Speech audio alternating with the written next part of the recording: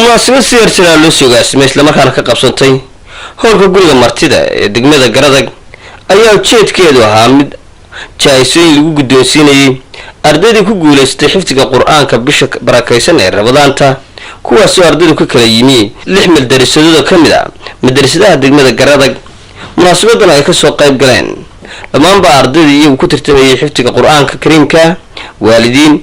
macallimiinta wax soo baray ardaydan, culimaawidiinta degmada Garadag, cuqaal, waayeel iyo waxgarad, maamulka dowladda hoose, dhammaan mas'uuliyiintii ka hadlay madasha ayaa waxay ku dheeraadeen ahmiyadda uu quraanka kariimku leeyahay iyo dhammaan ardaydana Ilaahay uga bariyay inuu ku anfaco cilmiga ay barteen. Ilaahay subhanahu wa ta'ala kitaabka quraanka dadka qaarna uu ku koriyaa cidda ku amal fasha ee xifdiga ee ku dadaasha. Ilaahay subhanahu wa ta'ala qoom kalena hoos buu u dhigayaa cidda baran weyda ee ka warhayn weyda ku dadaali weyda. sadaradeed Ilaahay subhanahu wa ta'ala shaacirtiisa waaweyn bay kamid tahay quraanka oo marka la weynayo. waayo nabigu alayhi salatu wasalaam xadiis wuxuu ku leeyahay Ilaahay subhanahu wa ta'ala weynayntiisa waxa kamid ah qofka quraanka xifdisan ee xaamil quraanka oo la ilaaliyo oo la weyneeyo aan la heleen dadku wax badan bay ka shaqeeyaan dadku qoladan iska kaashtay diintu Ilaahay waxaan ugu rajaynayaa bir Ramadaan baynu joognaaye inuu ajarkooda Ilaahay siiyo.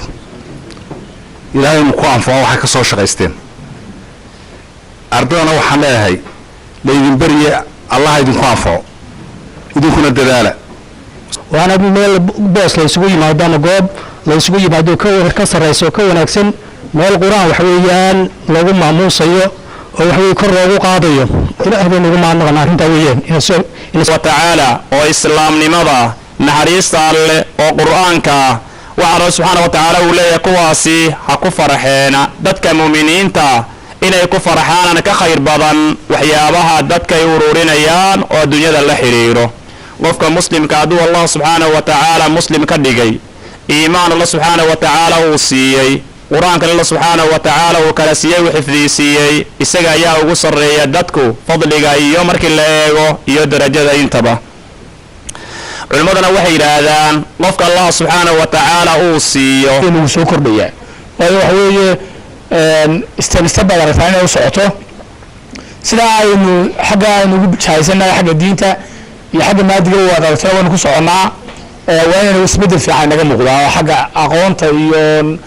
ma garanaysa iyo wax garashada ayba iyo dhinaca dhaqankaba iyaduna naga bedesho aynu intaynaan quraanka xagga dambe ka tuurin ayaynu isku dardaarmaynaa akhlaaqdu inay wanaagsanaato waalidiinta in loo dhimirsanaado caruurtuna caruur wanaagsan noqoto quraankaas waxa weeye xaamil quraan baa maanta tihiin xaamil quraanka markaa tihiin waa in quraankaas ku qabtaa. Madar Sayre warbaahinta qaranka Jamhuuriyadda Somaliland Garadag.